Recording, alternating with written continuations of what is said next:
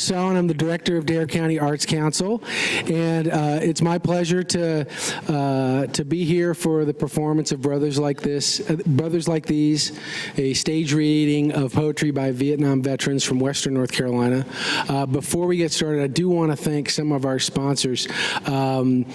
We had tremendous outpouring of support for hospitality for these folks who came all the way from Asheville. The North Carolina Arts Council provided grant money for us to rent a bus to bring them all here in style. Jane Webster, the Hilton Garden Inn, Keys Vacations, the Nag's Head Inn, and they all provided rooms for these guys, but the one company that really stepped up the most was the Corolla Village Inn, who just opened and provided 8 rooms, right before Memorial Day, which was a tremendous gift. In addition, Matt Broughton from Low Tide Bar and Grill, he also owns Cosmos, fed all of them for free today. So I assume it was a good meal? It was just, I called and asked him if we'd get a discount, and he said, no, I'll just feed everybody. So it was just tremendous to see the amount of support that we got from the community to bring these guys into town. I would like to introduce Joseph Bathanti, who has worked with these gentlemen over the last several years as they've developed their voice as poets. As many of you know, Joseph Bathanti was the 7th Poet Laureate appointed by Governor Bev Perdue in 2012. He's also a professor at Appalachian State University, an award-winning poet, author of several books of poetry, and he's become one of our best friends here in Dare County. We've had him down several times, and we hope to see him here more, as we hope to see all of these gentlemen come back and visit us as much as they'd like to. So please warmly welcome Joseph Bathanti.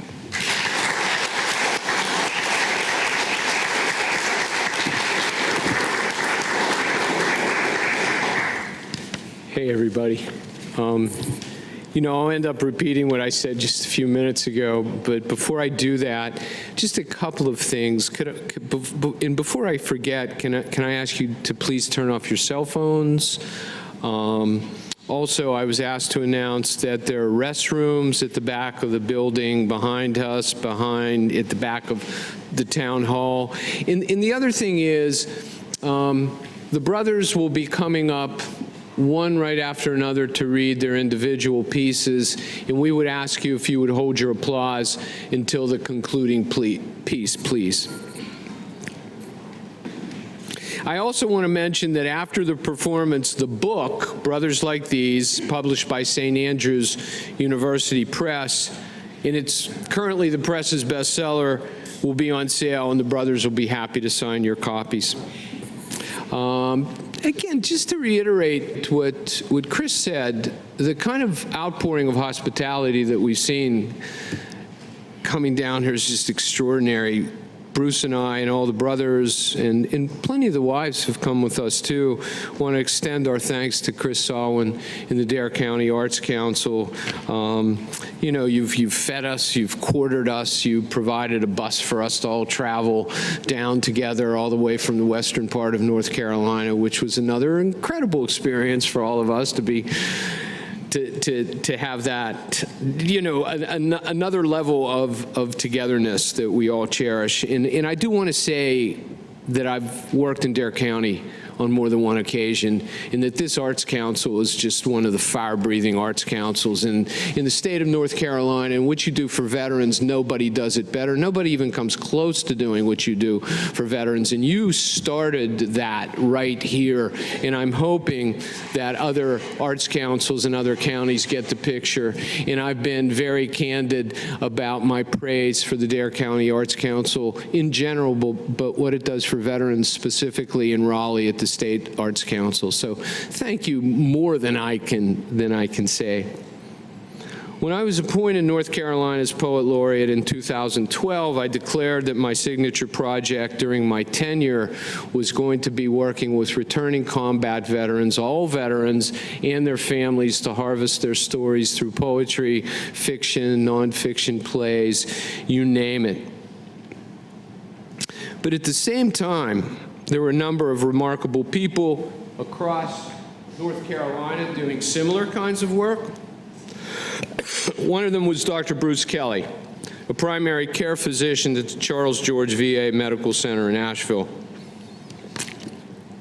In the spring of 2014, I received an email from Bruce discussing his work pioneering medical humanities at the VA in a community-based arts and medicine programs that have since transformed the face of what healing looks like for wounded veterans. And I want to point out, too, that Bruce and I have become, over the past 5 or 6 years, just really great, great friends in the kind of heroic things that he's done for veterans, period. Not just these fellows, but just for his panel of patients at the VA has just been remarkable and has set the standard for patient care of veterans. Bruce's initial email gave way to others and phone calls, and I'm oversimplifying the process, but pretty soon Bruce and I began meeting with veterans at the Asheville VA where they gathered to write. And in January of 2016, through the generosity of the North Carolina Arts Council and the North Carolina Humanities Council, I assumed the role of Charles George VA Medical Writer in Residence. Those writing sessions over the past 5 years have yielded extraordinary, breathtaking writing. Brothers Like These, the book, and the performance you're about to see have been twice performed at the Asheville Community Theater, at Appalachian State University, performed as well in Franklin, North Carolina, in Old Fort, North Carolina, excerpted at the Carolina Mountains Literary Festival in Burnsville, North Carolina, performed as well at the 2019, just this past March, Vietnam Veterans of America Annual Convention. Brothers Like These has been adapted by a group of Fairview Elementary School students from Buncombe County, North Carolina, who call themselves Kids Like These, into an award-winning production which recently won the Destination Imagination Project Outreach Team Competition, and I do believe as we speak right now, they are in Kansas City with their production competing in another event. Some of these veterans have been broadcast across the nation on Veterans Radio, the Voice of America's Veterans out of Ann Arbor, Michigan. While Brothers Like These is a kind of culmination of what went on at the Asheville VA, it's decidedly not the end of the work that these men, with powerful and courageous support from their wives and families engaged in. There's so much more of it, so much more to come.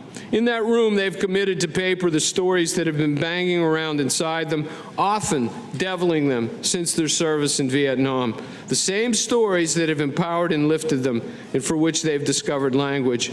As one of the fellows represented within these pages and tonight on stage states with blunt eloquence that still makes me laugh, when asked to participate in this pilot program, we all had the same reservations and doubts about what we were getting ourselves into.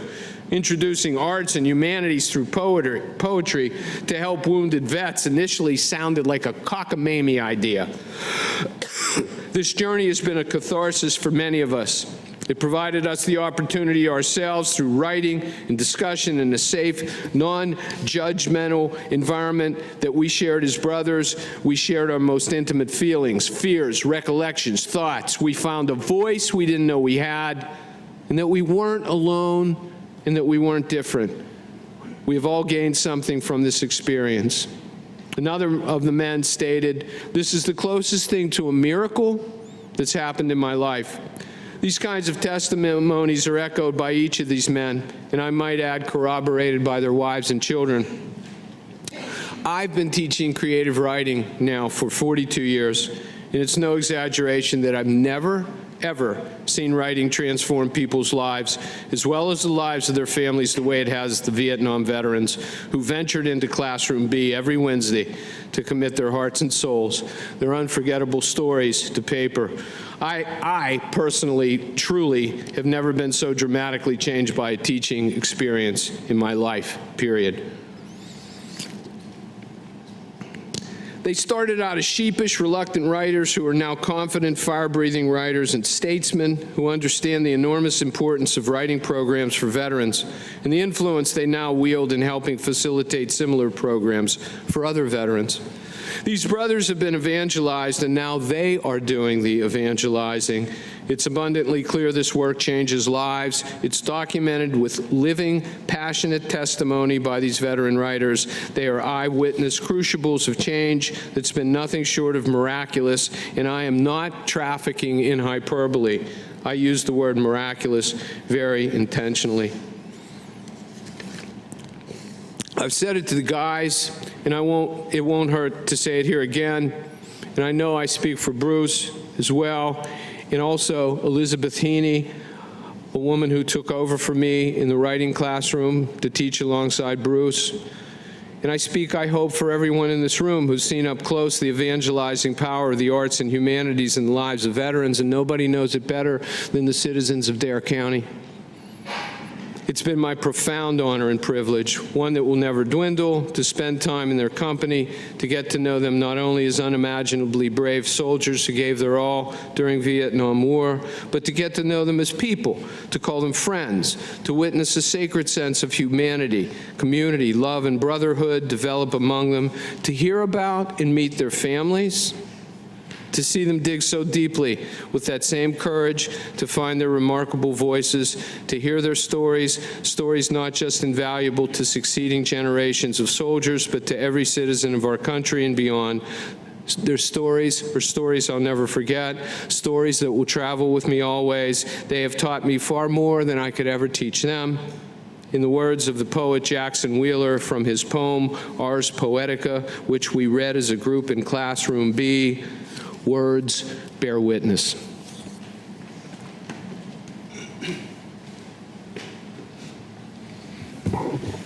My name is Michael Ireland, United States Army, 18 months in Vietnam.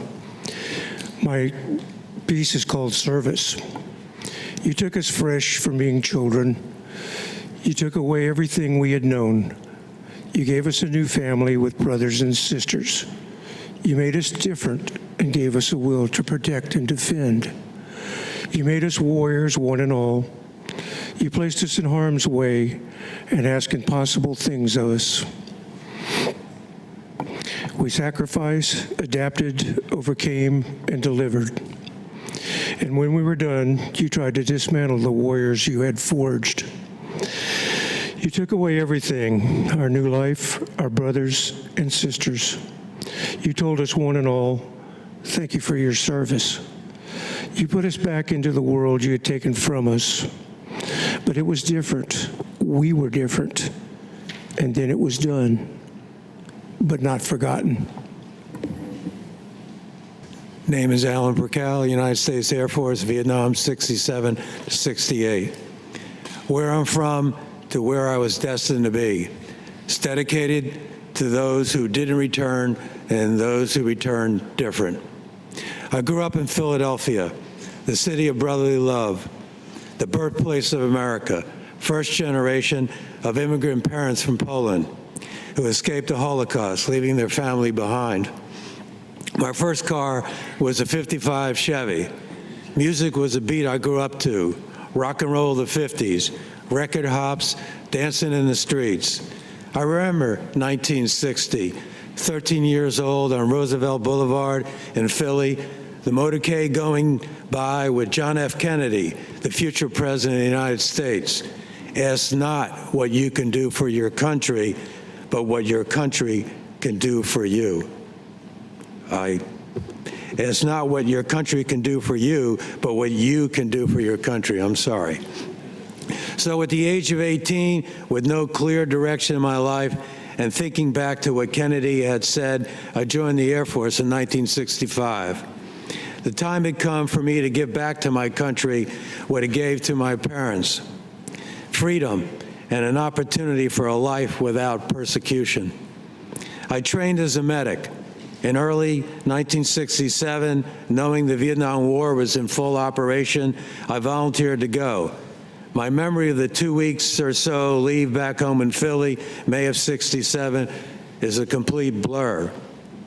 No girlfriend to say goodbye to. What was clear is that the unknown was about to become known. I jumped on an airplane from Philly to San Francisco, young and innocent at the age of 20. Awaiting the flight at Travis Air Force Base, I could see troops in full combat gear spread out on the floor. Their faces told a story, the 1,000-yard stare. Raw, unapproachable, they had just come back from Vietnam. What was in their heads? What had they seen and done? On the airplane, the final stop is where I entered the twilight zone. Do not attempt to adjust your set. This is the outer limits, Vietnam. There's no turning back. The heat and smell welcome you to Southeast Asia. 1967 and 1968 in Vietnam, more than 50 years ago, would forever be remembered as the place and time where I would learn about the meaning of life. Taught to me by the combat wounded I took care of, and more than the 58,000 names inscribed on the granite wall in Washington, D.C. Every breath of life is a gift. Cherish them all, for you never know when your last one will be. We who served in that war forged a brotherhood that will live on for eternity. Together then, together again. My name is Ed Norris, United States Marine Corps, served in Vietnam in 1967. Where I'm from, I was born in 1947 in a company house in West Virginia, coal country, in a place called Summerlee, where everyone knew your business. The house sat on top of a hill. It was brown, like one of those old wooden barns. There were 3 floors and a little kitchen. What wonderful food and smells came from there. For the first 6 years of my life, I went to an all-black, one-room school where the teacher stood you up in front of the class and beat you, then sent a note home to your parents, and you got another beating.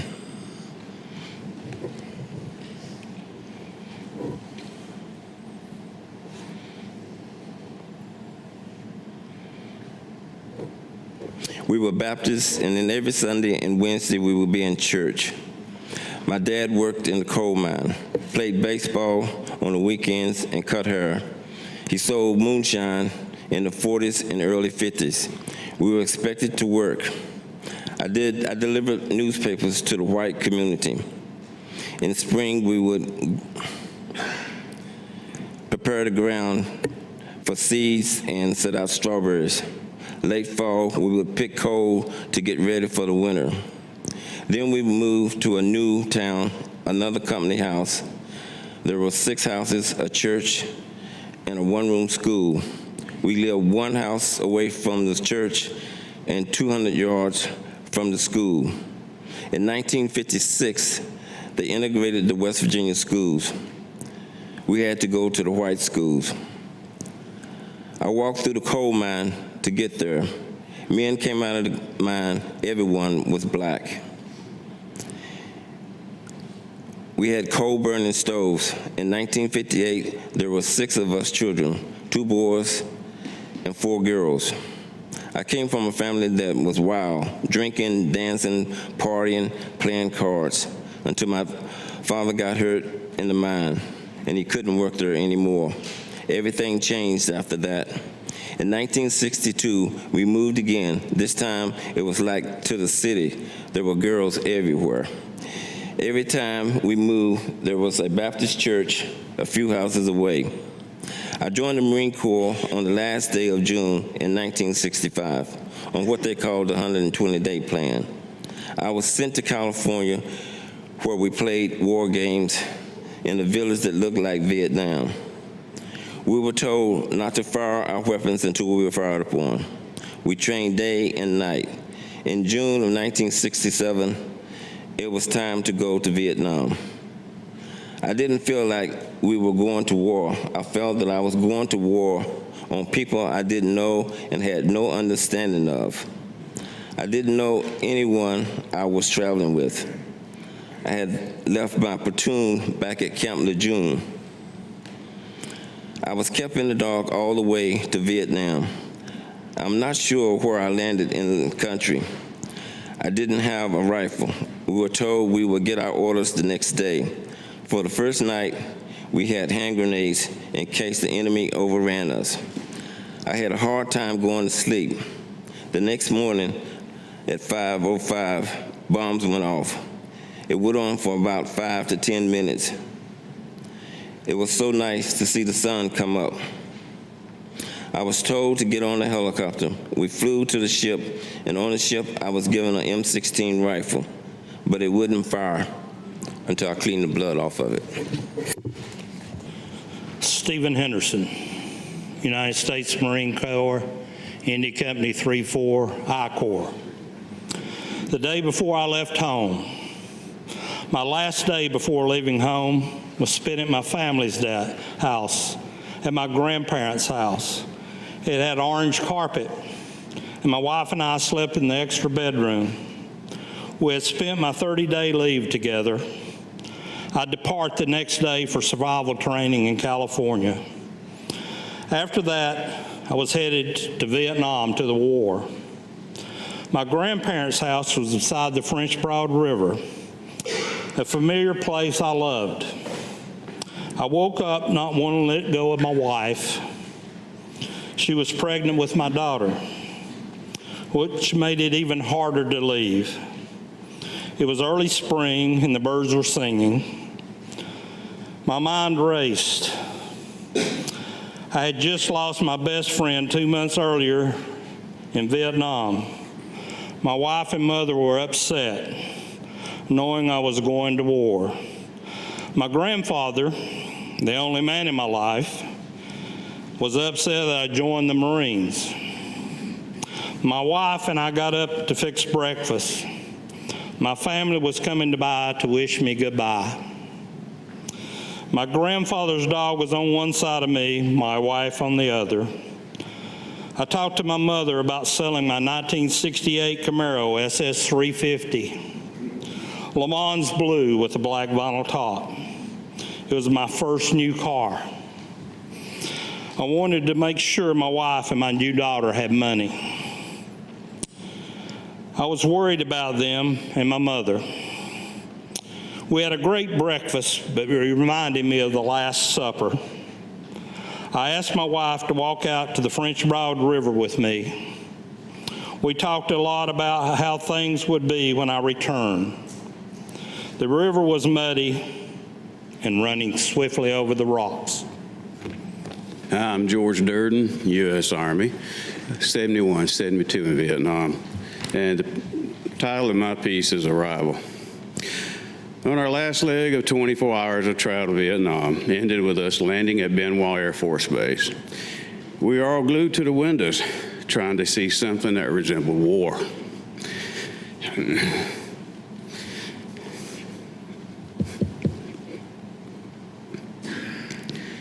Sitting with nervous anticipation for getting off the plane, the door finally opened, and oh my God, the smell. I soon discovered it was the smell of human waste mixed with diesel being burnt and cut down 55-gallon drums. Indoor plumbing was few and far between, so multi-home outhouses, or multi-hole outhouses, with these barrels were used to catch a waste, then routinely burned, and I've never forgotten that smell. We were ushered into a hangar, escorted by armed soldiers holding their weapons, dressed in full combat gear, that we didn't know whether it was to let us know it is real and gets game on or just for security. After a short group briefing on the bleachers, we began processing that included the review of our administrative paperwork, similar to what we had just completed at Fort Dix. Since I had carried all my records with me, I thought to myself, come on, people, how many times do I need to review my religious preference? My next of kin, my life insurance beneficiary, blood type. It hadn't changed since I left Dix. Then the medical review. Sure hope there are more shots, or no more shots, especially with the air gun. But hey, fate had to intervene, and we got the buttocks hammer slammer peanut butter shot, the Gambia globulin. You know. I was sure I had received it, and it was annotated in my most valued document, the shot record. But my argument fell on deaf ears, and I was told it's for my own good. Thanks, Doc. That makes me feel so much better. Later that night, we loaded on 2 buses for Long Binh Replacement Center, which served as the embarkation point to the various units in Vietnam. The bus had bars and chicken wire over the windows, like you'd expect on a prison bus. The modification, we were told, was necessary to prevent grenades from being tossed into the bus. The long ride through Long Binh City was terrifying.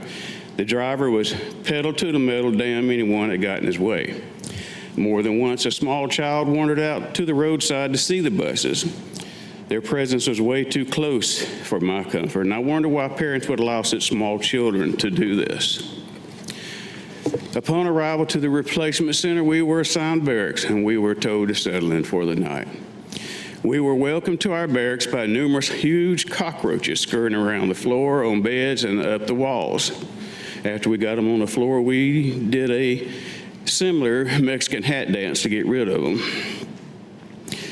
There was outgoing artillery along with mortar or hand-launched flares or both, lighting the perimeter all during the night. We speculated that there were incoming rockets, but being newbies, had not yet learned the unique sound they make. A bunch of us were unable to sleep, so we sat for hours, watching this spectacular spectacle and all, as if it was a 4th of July fireworks display, all the while trying to keep our 18-year-old emotions in check. Our stadium seats were a row of 55-gallon drums surrounding the barracks, filled with dirt and topped with 2 layers of sandbags. What we would later learn were placed there to serve as blast barricades. First morning had me waking up to reveille, watching rats the size of cats running around the rafters. It was later within my tour while eating lunch with a hooch mate, I learned they could be tasty. Just had to eat with my tasters, not my eyes or mine, and to take the first bite. The first bite, interestingly, was made possible having eaten Wonder Meat that was regularly served in a chow hall. You wonder what it was, water buffalo, beef, or something else. Thank God for hot sauce. I'm Ed Spangler, United States Marine Corps, Vietnam, 1968-69. This is titled Because I Didn't Want to Know Names. We flew over on a C-130 cargo plane, sitting in nylon sling seats, swaying back and forth. With our helmets on, our backpacks on, my M14 was upright between my knees, banging thigh to thigh. None of us talked. It was noisy, loud anyway. I was sick, too. We landed February 14, 1968, in the middle of Tet. I passed out in the channel line and came to 3 days later in a hospital tent. They said I had pneumonia. Because of that, I was separated from my unit and sent north with other reinforcements to Khe Sanh. I was assigned to Delta Company, 1st Battalion, 9th Marines.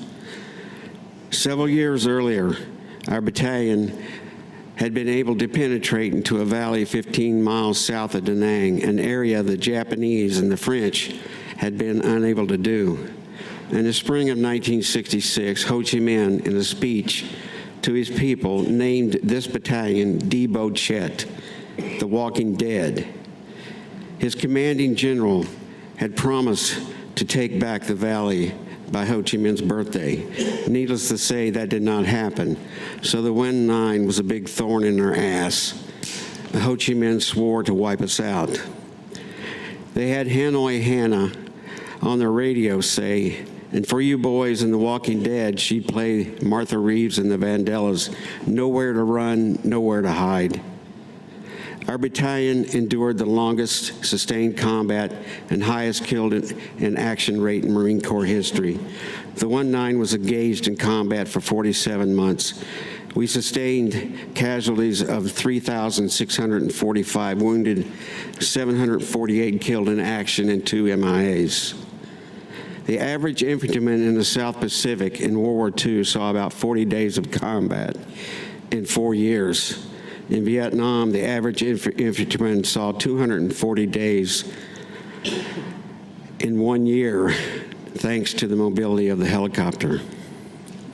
I saw so many young men killed from mortars, rockets, firefights, ambushes, hot LZ landings. At first, you made friends. You got close to the men in your squad. You depended on each other, only to see them blown apart, dying in your arms or at your feet, looking up at you, asking, am I going to make it? And having to lie, yeah, you're going to make it. I saw so many young men's lives wasted. It got so bad after some months over there that I was able to tell if the new replacements were going to make it through or not. I got to where I didn't want to know them or get close because it hurt so much to lose someone you were close to. It was that bad. I didn't want to know names. My name is Butch Gudger, United States Marine Corps. Vietnam 69 and 70, 1st Recon Battalion. The name of my piece is A Person Like Me. We were coming up the side of a hill. We were hot and sweaty and exhausted from the climb. Our whole focus had been to survive the mountain, not be seen or heard by the enemy. We wanted to be cooler. We were not. We're supposed to be quiet. We were not, until the end of the climb. On top of the mountain, we came out of the forest into tall elephant grass. As we began beating down brush, we came across a visible trail. It was a sign that the enemy was using this place as a way to move between camps. We knew that contact could happen at any time.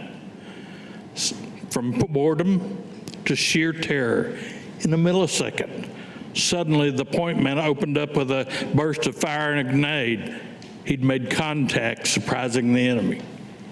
As the patrol moved forward, we found one enemy soldier dead. There were two we couldn't find, only a trail of blood leading further away. We began to search the dead for soldiers for weapons and papers we stuffed into our gear. He had been carrying an AK-47, magazines of ammunition for it. As the two of us searched the body, the rest of the team took up positions around us for protection. I found a brown leather-like wallet, small by our standards. Inside was a paper with Vietnamese writing on it, as well as a couple of pictures. What had him with his mother and father, and what I thought was a sister. It was an old brownish photograph, fuzzy and worn. There was also a picture of a girl, assumed to be his wife or girlfriend. I took the wallet and the photographs and tucked them into my pocket. After we gathered all we could, the report came back that there were no further NVA to be seen, so we moved into the tree line and regrouped. I left one of our calling cards on the dead soldier so his comrades would find it. It was the size of a playing card, had eyes on it, and said in Vietnamese, "The eyes of recon are upon you." We wanted them to know they were being watched. It was a routine for us to leave. We were extracted the next day with no further contact with the enemy. But what stayed with me was the person we killed was just like us, or just like me. A living person with a mother, a father, a sister, a girlfriend. While he was our enemy, meaning we had to either kill or be killed, he was not an animal or machine or a monster.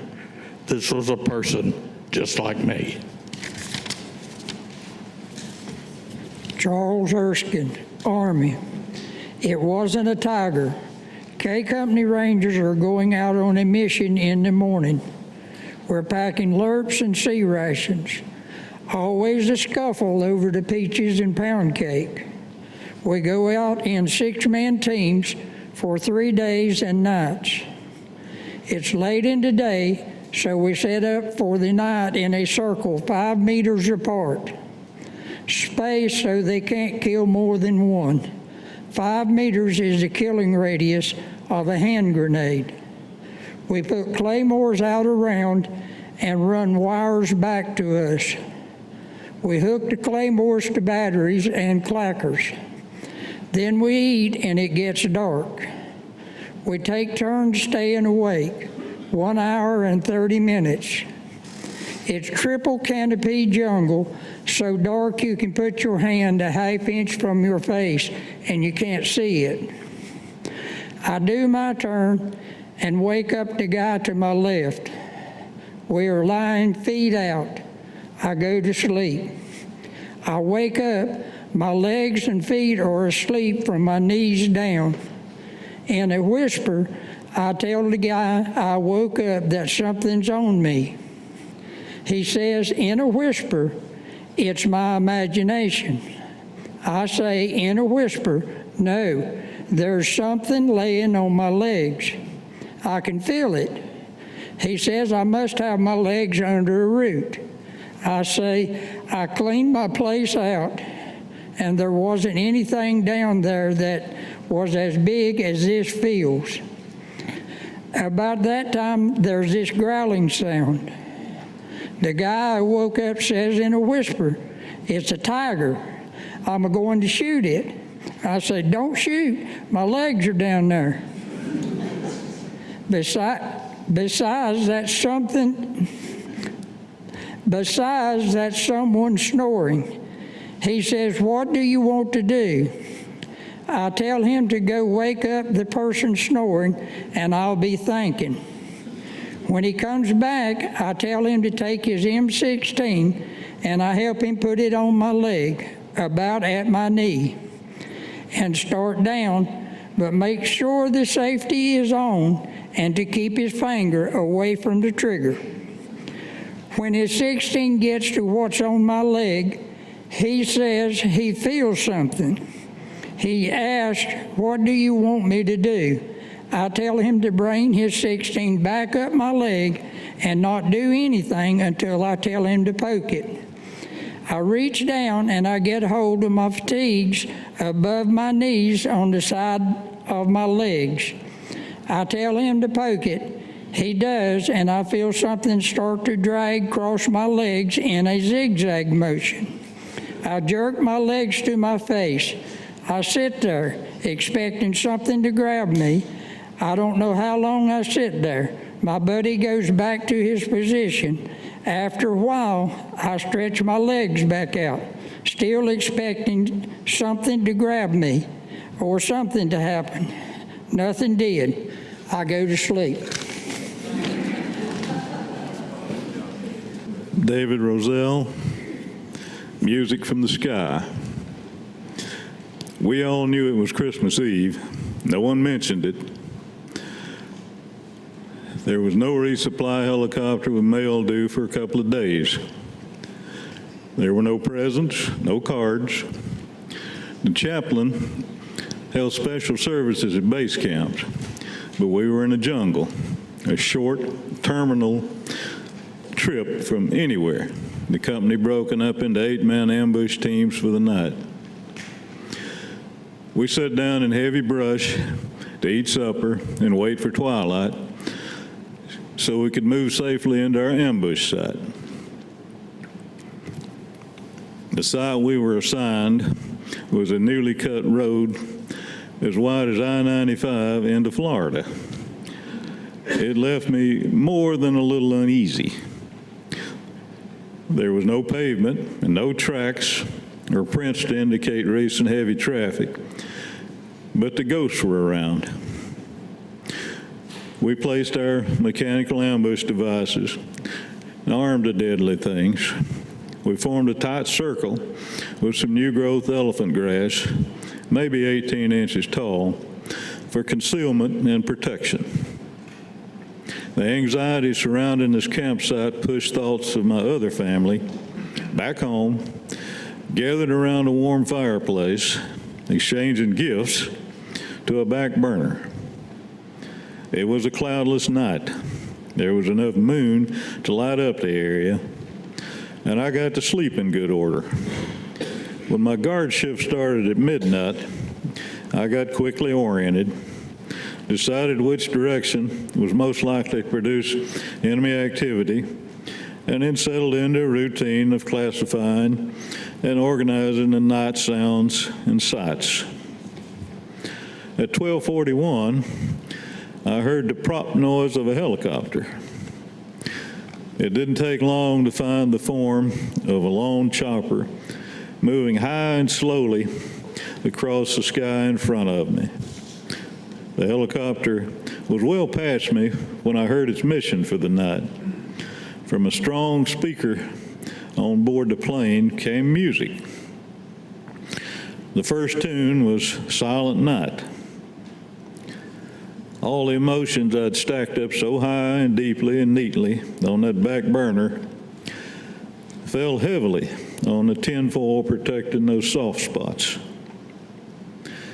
I'm sure the officer in charge of the music mission had good intentions, and I hope the songs brought warmth to the other soldiers in the area, but I could have done without it. Wayne Heflin, U.S. Army, 1st Field Force, Vietnam, 1969. The title, Crystal Blue Persuasion. It's daybreak. 20 trucks with supplies and ammo line up, ready for the 60-mile journey. There's an armed Jeep in front and one in the rear. Spread throughout this convoy are the rocks, or what we know as the Republic of Korean soldiers. They have a free fire zone and can shoot at anything, anytime, anywhere. However, the American soldiers are very restricted. We are ordered then by Captain B to move out with his command. I then positioned myself behind the 60 caliber machine gun. I was carrying 2 .45 pistols, a Thompson machine gun, non-issue. I had traded 2 cartons of Salem cigarettes in a village, and 1 ammo box loaded with grenades. The first 15 miles of this trip are through small villages located in the no-fire zone. That's why the rocks, Republic of Korea, are with us. That rule simply does not apply to them. As we track through these roadside villages, we observe the mama sons, the papa sons, the baby sons for possible danger. So they're dressed in black silk pajamas, small children not knowing there's a war on, smile with those rotten teeth, and wave excitedly as we pass by them. Suddenly, there is an instant halt of this convoy. All of a sudden, radio communication between the front Jeep, the rear Jeeps. Captain B announces there's a lockdown, meaning the rocks remain on full alert with quad 50 caliber machine guns. Captain B gets out of his Jeep and wanders up and down the convoy, announcing the engineers ahead of us have got hit and that we could be delayed for hours. Now there's Collins, my longtime friend and Jeep driver, and I decide to unload, which was foolish, and walk into a roadside village a few yards away. We discover, much to our delight, an old hooch, like a roadside drive-in diner, a very small space, and it reeks of garbage, boiling rice, but it was just a family business.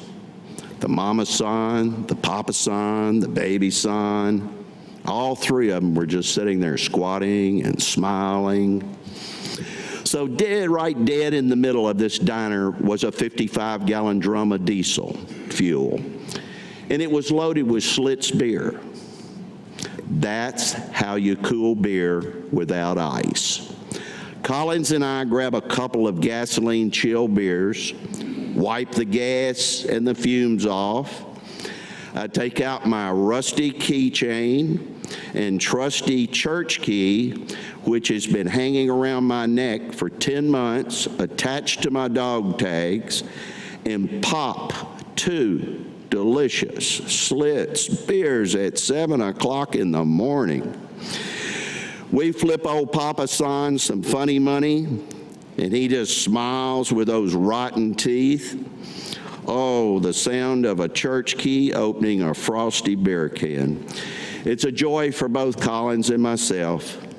As we turn up our beers, Collins turns and he looks over at me, and I look over at him, and both of us are thinking, do you see what I see, or is this just a mirage?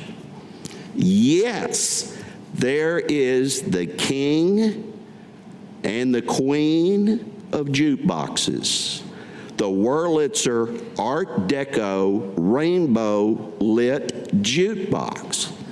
Its lights are on. So we carefully approach this jewel like a new shiny Corvette. So we look into its glass window, and there's a listings of all the songs that I had left behind. But there are no records visible. No records to match the faded cards in the window. Yet hidden at the bottom of this fine piece of jewelry is one record. Collins and I waste no time.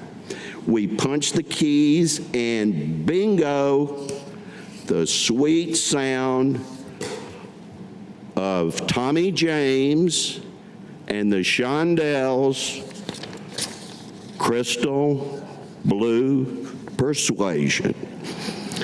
So for the next hour, we listened over and over and over to Crystal Blue Persuasion and drank hot beer in the company of a poor South Vietnamese family. As I listened to the music, my mind wanders back to the little town, USA, in Kentucky, where I'm from. The Sunday afternoon rides with my girlfriend on a highway known as 1613 Lover's Lane, where I had my first kiss, my first drink of Kentucky whiskey, my first drag race, and where I lost my virginity. The smell of the tobacco fields and the sound of those thoroughbred horses come to the edge of the fence to greet me. Those are my memories, like a beautiful dream. Crystal Blue Persuasion playing in the background as I relive what I love most. And then, like being awakened from a dream, I hear those oh so familiar words from Captain B. It's time to move out. Collins and I slowly walk back to the Jeep, Crystal Blue Persuasion playing faintly in the background, and I leave behind our newfound family. There are a million thoughts in my head as I mount the Jeep, and I take my position behind the 60 caliber machine gun. I then take a moment to gather my composure from this remarkable discovery of the crown jewels of jukeboxes. John Hoffman. I served in Vietnam in 1971, 1972. My piece is entitled An Enduring Image. Upon graduating from Georgetown University in June of 1969, I was commissioned a second lieutenant in the United States Army. Standing with me was Gary Garzinski, sitting in the audience, commissioned at the same time, who would later fly in the back of my helicopter in Vietnam as a forward observer for the artillery. Shortly after graduation, I reported to Ranger School. Upon earning my Ranger tab, I was sent to Fort Hood, Texas, where I found myself detailed to the Military Police Corps. Fort Hood in those days was one of the most violent stateside communities in the United States military. Nearly every soldier assigned there was returning from or departing for duty in Vietnam. At Fort Hood, the original drug cartels preyed on young soldiers. Off-post criminal gangs exploited illegal liquor, gambling, and stolen military goods. Newsweek called it Fort Pothead. We averaged one homicide a week while I was there. Every confrontation had the potential for serious injury or death for our MPs. The prevailing political climate led to frequent and sometimes violent protests near the post. By early 1971, I had dealt with violent offenders almost daily. I had discharged my sidearm in the line of duty more often than most American law enforcement officers do an entire career. By 1971, threats to my personal safety meant sleeping with a .45 nearby. I needed a change. The Army needed volunteers to fly helicopters more than it needed experienced MPs. I volunteered knowing I would be trading the risks of duty at Fort Hood for the hazardous nature of combat helicopters on assignment to Vietnam. I'd grown up flying with my dad, an Air Force fighter pilot, who, by the way, was also in Vietnam same time I was. Besides, the war in Vietnam was winding down. I figured by the time I completed 9 months of pilot training, heck, it would all be over. In December 1971, I stepped off a World Airways DC-8 jet into the heat, humidity, and noxious-smelling air of Ben Hoa Air Force Base near Saigon. Soon I was flying CH-47 helicopters out of Marble Mountain Army Airfield near Da Nang. Every day, I flew over the crash site where my first cousin, George Dewey, had died 2 years before flying Marine CH-46s. With the onset of the Eastern Offensive in 1972, my Chinook unit was stood down and our aircraft transferred to the South Vietnamese Air Force, and I was reassigned to fly SLICs, or UH-1 helicopters, on combat assault support to South Vietnamese allies fighting North Vietnamese regular Army forces and their Russian advisors in I Corps. We were in the midst of the first large-scale armored battle since the Korean War, often flying through flak so thick it seemed you could walk across it. The 51 caliber and 57 millimeter AAA fires and the occasional SAM-2 or SA-7 missile fire was so intense we rarely landed without new ventilation in our aircraft. We found that if we left the doors off while flying in contact, there's less to repair after each mission. One of the few enduring positive images for many of us was the sight of the American flag as we popped up from flying through the treetops to make an approach into a U.S. fire support base along Highway 1 north of Hue, or after flying through the frequent coastal scud clouds returning from a combat mission, break out into the sunlight on final approach into our home base at Marble Mountain Army Airfield and seeing the flag flying above the field headquarters. The American flag has always held special significance for our fighting soldiers. It's more than just a symbol to us. It represents who we are, and at some level for all of us, why we do what we do. But most important, that we fight for each other. My name's James Watts. I'm a U.S. Marine of the 68-71 Vietnam War. My topic is titled Tags. 1971. I'm placing my military belongings away, but far from being forgotten. In the darkest corner of my walk-in closet, there's a Foot Locker type box that measures 2 foot by 2 foot by 2 foot. Inside this box are items of my military life, untouched in a lot of years, by choice. I picture this young man of only 18 years of age, willing but unknowing of things to come, and in the end, things that you would never want to tell. In this box, as I open slowly, I have personal and private items, a camouflage helmet cover with South Carolina in big bold print. M60 machine gun rounds, 5 or 6 of them showing their age, dress khakis neatly folded, dress shoes that really need a polish, numerous letters and correspondence from the world back home with imaginary plans and promises of the things we would do if I made it back to the U.S. in one piece.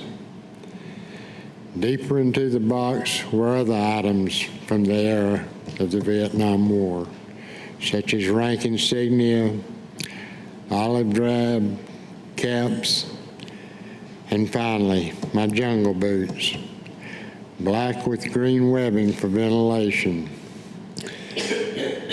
The boots were very worn, but still bear a dog tag threaded through the left bootlace, and close by was a chain with the other dog tags. These tags were military issue. Although they were small in size, they gave me a great feeling of pride because of the information they possessed. Last name, initial, service number, branch of service, religion, and blood type. This is me, my life, maybe meaning nothing to others, but meaning everything to me.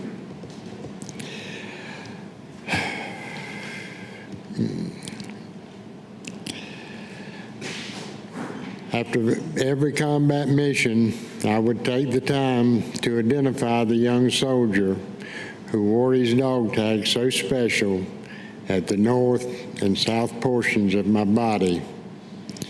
I think somehow they help keep me focused. Just do your job. Don't overthink the situation. Keep alert.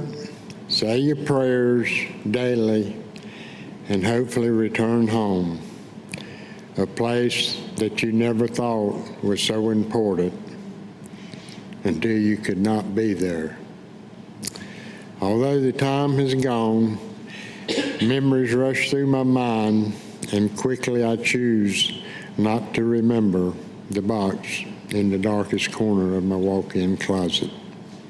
This piece is called To Fallon, and is adapted from a letter that I wrote her, being my first granddaughter.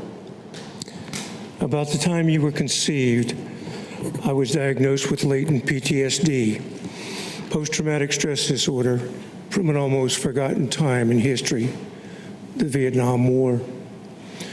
Those that were there remember, hence PTSD. I was not a believer of this disorder when I returned from Vietnam. I believed that those who claimed to have problems as a result of war had problems before they went off to war. The majority of us were 18 to 22 years of age. What did we know about life, much less war? 33 years later, when I was 60, I found out how wrong I had been. PTSD was real. I was shocked, and then I was mad. I was mad at everything and everybody because my life had been a lie. I had not been in control. As I looked back on my life, I saw how this disorder had affected my career, my first marriage, and my life, and how it was potentially destroying what I had left. At this point, my life was in a slow spiral into darkness. Then God sent me you. The first time I held you on the day you were born, I felt different. You seemed to radiate peace and calm, and from this position of peace and calm, and without ever saying a word, you taught me about unconditional love, joy, and peace. I found after a couple of months I had stopped descending into the darkness and was now ascending into the light. You showed me a new path for continuing my journey. I have loved you from the day you were born, and I will always love you. You hold an extra special place in my heart for saving me from the darkness and helping me to find the path into the light. You will always be my healing angel. Love, Papa. What healing looks like. My dream. To wake up in the morning after a good night's sleep. To go a day without butterflies in my stomach. To feel safe with my back not to the wall. To love freely and not worry about getting too close. To go a day without pain in my body. To go a day without feeling insecure about who I am. To trust people to be who they say they are. To be less controlling. This is my dream, and maybe someday some of these dreams will come true. Until then, I will keep on dreaming and hoping for the best.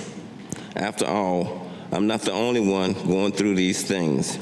Brothers like these know what I mean. My dream would be that my brothers and sisters in the military would feel free of their pain, be it physical or mental. Never stop dreaming for the better things to happen. David Robinson, U.S. Army, 1970-71. My piece is titled Across the Sea.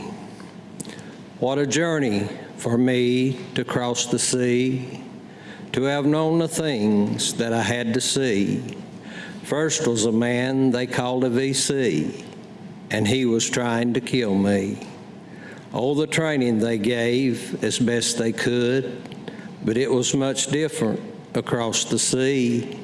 Things I had never seen, names I had never heard nor could say.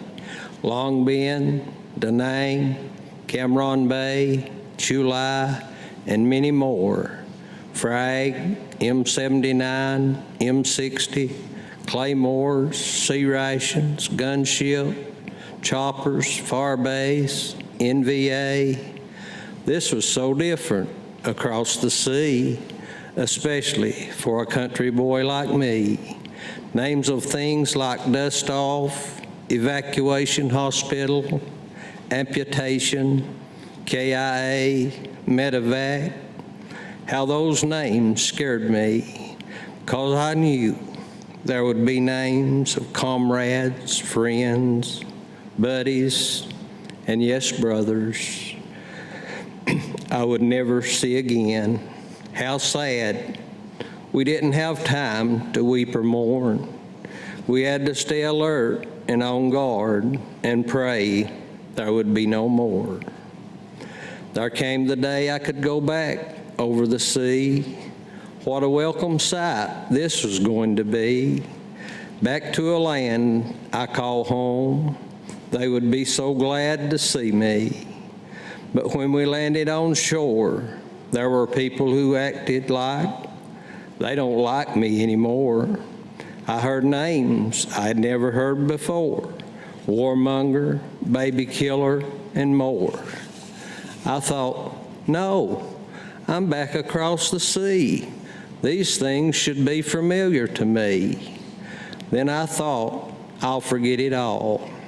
So I hid the reminders, the pictures, the uniforms, the Ho Chi Minh sandals, all the rest.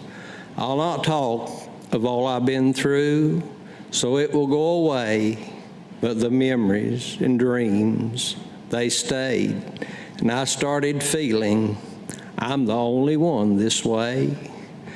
Then 30 years or so, I heard about a reunion. At first I thought, I don't want to go, but I decided I would, and so glad I did. It was mind-boggling, too hard to explain. all these brothers, and we all felt the same.